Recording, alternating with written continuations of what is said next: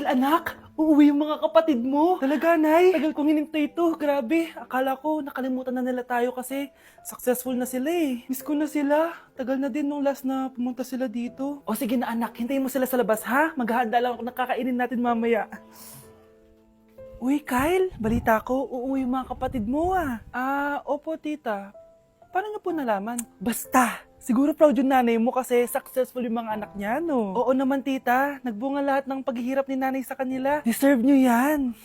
Malapit nyo nang malaman ng totoo walang sikretong hindi nabubunyag. Pasok na po ako, tita. Sige.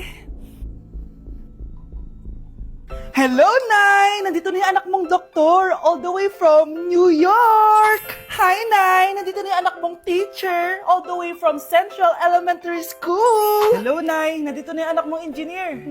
Naiyak naman ako. Nakumpleto din kayo magkakapatid. Sana nakikita to ng tatay niyo. Masaya ako na nandito kayo, ate, kuya. Sana maging successful din ako na kagaya niyo. O siya na, kumain na kayo ha. Galing pa kayo sa malalayo eh. Wow naman, Mare. Bigatin na yung mga anak mo. Saya-saya. Oo naman, Mare. Ilang taon din akong kumayod para mapagtapos lang sila.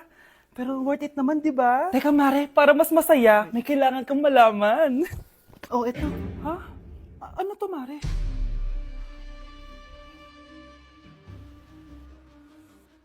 Nay, bakit po? Mga sinungaling kayo? Paano niyo nagawa sa akin to, ha?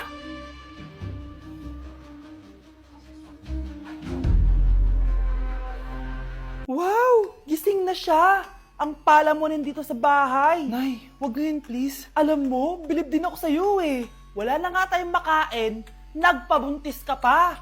Buti pa yung anak ni Rosa, pag-aaral ay natupag. Nakakawalang gana! Yan, umalis ka! Diyan ka magaling!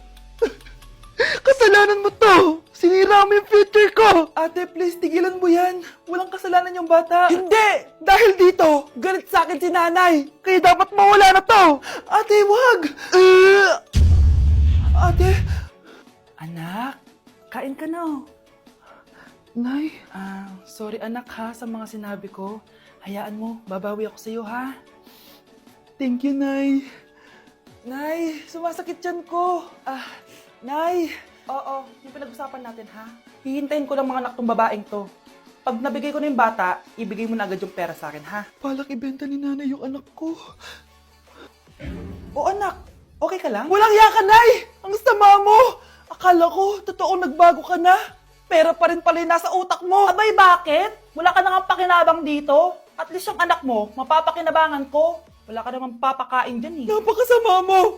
Lalayas na ako sa impyernong to! Sige, lumayas ka! Sino tinakot mo? Tignan natin kung saan ka pupulutin.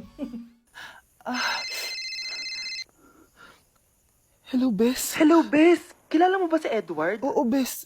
Siya yung ama ng dinadala ko. Mayaman pala sila, Bes. Gusto kanyang makita kasi gusto niyang panagutan yung baby mo. Talaga? Oo, Bes. Ito na yun, Bes. Bes, hindi mo na kailangan magtiis na nanay mo. Hindi pwedeng anak ko lang ang makikinabang sa yaman ng lalaking yun. Dapat ako din. Anak, magpagaling ka lang ha. Nay, ayoko na dito sa ospital. Ang daming may sakit. Kailangan mo nang gumaling, Scarlett. Para makapag-date na tayo ulit. Oo, babe. Magpapagaling ako. Hello. Kamusta na po siya? Doc. Okay naman po siya. Pwede na po ba kami lumabas ng hospital? May bad news ako sa inyo. Nay, bad news daw. Hindi naging maganda yung mga resulta ni Scarlett. 3 araw na lang siyang mabubuhay. Hindi pwede. Ayoko! Ha? Mamamatay na ako? Huwag mo sabihin yun, Scarlett. Magpapakasal pa tayo, di ba? Magkakaanak pa tayo, di ba? Hindi ka mamamatay, anak. Gagawan ko ng paraan. Hindi pwede mamatay anak ko. Hindi pwede mamatay anak ko. Tita, una na po muna ako. Gabi na rin po eh. Sige po. Wala na akong choice. Kailangan kong gawin to. Para sa'yo, anak. O anak, kainin mo muna to para gumaling ka na. Sige po, Nay. Sarap. Kain ka lang, anak, ha? Hello. Kamusta siya? Doc, parang lumakas ako ngayon. Talaga, anak? Malakas ka na? May good news ako sa inyo. Naging okay lahat ng results ni Scarlett. Grabe, parang himala. Pwede na kayong lumabas dito sa ospital. Makakalabas na tayo ng ospital, Nay! Oo, anak! Gagawin ko lahat para sa'yo, anak. Sa wakas, nakauwi na din tayo, Nay. Namiss ko tong bahay natin. At dahil dyan, pagluluto kita ng paborito mong ulam, anak, para di ka na magkasakit. Grabe, ang sarap naman neto, Nay. Parang kakaiba yung karne neto, pero ang sarap. Kain ka lang, ha? Teka, Nay. Dumating po ba yung boyfriend ko? Nandito siya, anak. Totoo, Nay? Nasaan siya? Babe! Ayan siya. Kinakain mo.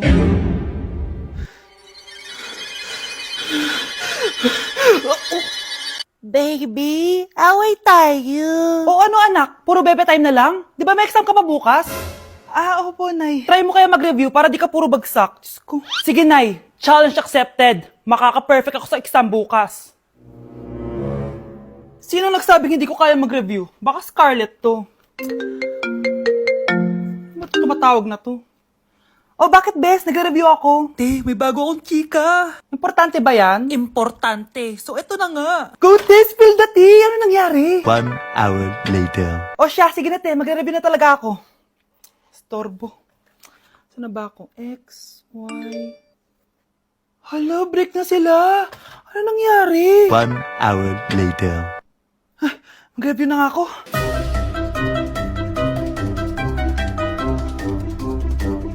Good morning, anak! Anak, bakit ganyan tsura mo? Hanay, nag-review ako buong gabi. Akala ko puro numbers lang yung math. Bakit may X and Y? Di bale, anak, gamitin mo tong Radiance Glow Pure Blossom Elixirs ng YOU. Meron tong toner essence at illuminating serum. Ano naman yun, Nay? Ano to?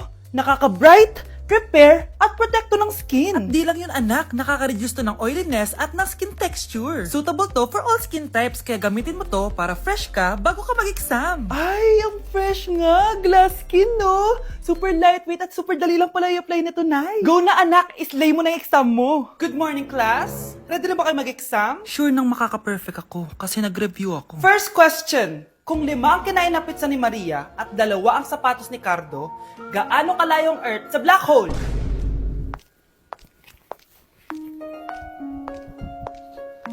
Hindi man lumabas ang mga nireview ko. Ang importante, maganda ako. Anak, sigurado ka na bang itutuloy mo yung pagpunta mo sa ibang bansa? Huwag ka na malungkot, Nay. Kailangan ko magtrabaho doon para sa inyo ni Kyle. Ate, mamimiss ka namin. Basta anak ha, palagi kang mag-iingat doon. Kapag inaabuso ka nila, tawagan mo lang ako. Ano ka ba, Nay? Think positive lang tayo, ha? Sige na, baka malate pa ako sa flight ko. Bye-bye na, mamimiss ko kayo. Bye, anak. Nay, tumatawag si ate. Talaga? Hello, anak. Kamusta ka na? Nay, nakuha ko na sweldo ko. Nagpadala pala ako sa inyo, ha? Kumain kayo sa labas. Salamat sa binigay mo, anak, ha? Okay ka lang ba? Kapag may problema ka, tumawag ka lang, ha? Opo, Nay. Mababait yung mga amo ko. Huwag ka mag-alala. Nay, may pinadala si ate, oh. Nakamaleta pa. Surprise, Nay! Mga damit at sapatos yan para sa inyo. Siyempre, may chocolate din. Naku, anak, nag-abala ka pa. Pero salamat, ha? Sana inipon mo na lang yung pinanggas mo dito. Okay lang, Nay. Tinaasan nga nila yung sweldo ko kasi magaling daw ako maglinis ng bahay. Sige, anak, galingan mo palalo, ha? Wow, ang daming laman! Bakit di sumasagot si Scarlett? Baka busy. Anak, tumawag na ba ate mo? Ilang araw na siyang di tumatawag ah. Nay, may tumatawag. Ay, salamat sa Diyos, tumawag na. Hello anak. Nay, may pinadala ulit sa ate. Ang bigat. Ano? Anong nawawala? Ano kaya naman nito? Hello? Hello?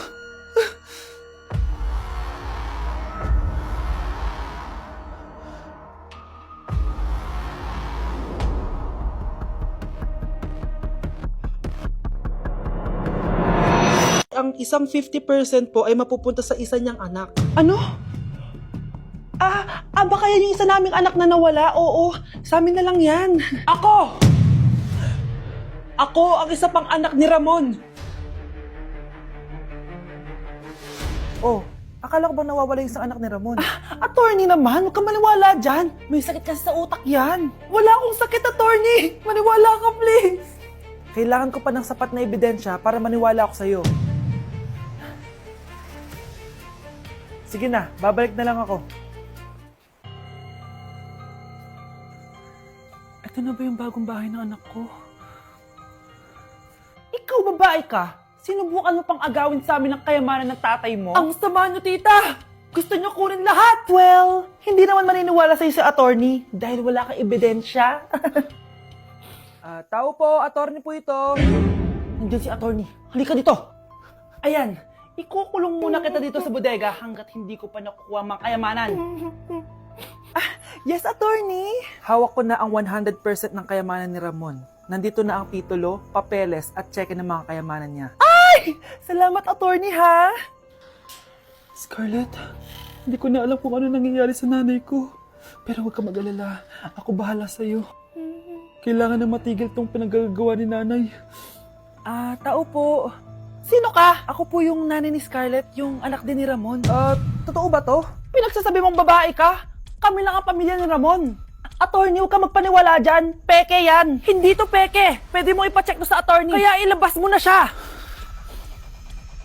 Kinulong po ni nanay si Scarlett sa bodega. Ha? Anak?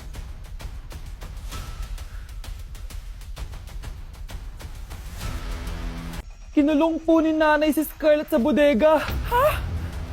Anak? Anak? Walang iya talaga yung tita mo. Anak, sorry kung ngayon lang ako nagpakita. Pinakulong kasi ako ng babaeng yan. Deserve mo makulong. Ikaw ang ikukulong namin dahil child abuse ang ginagawa mo. Ano? At hindi mo na din makukuha ang 50% ng mana. Hindi pwede! Nay, masaya ako na nandito ka na. At hindi na din tayo maghihirap dahil sa pamana ni tatay. Masaya din ako, anak. Siyempre kasama ka dito sa Manta.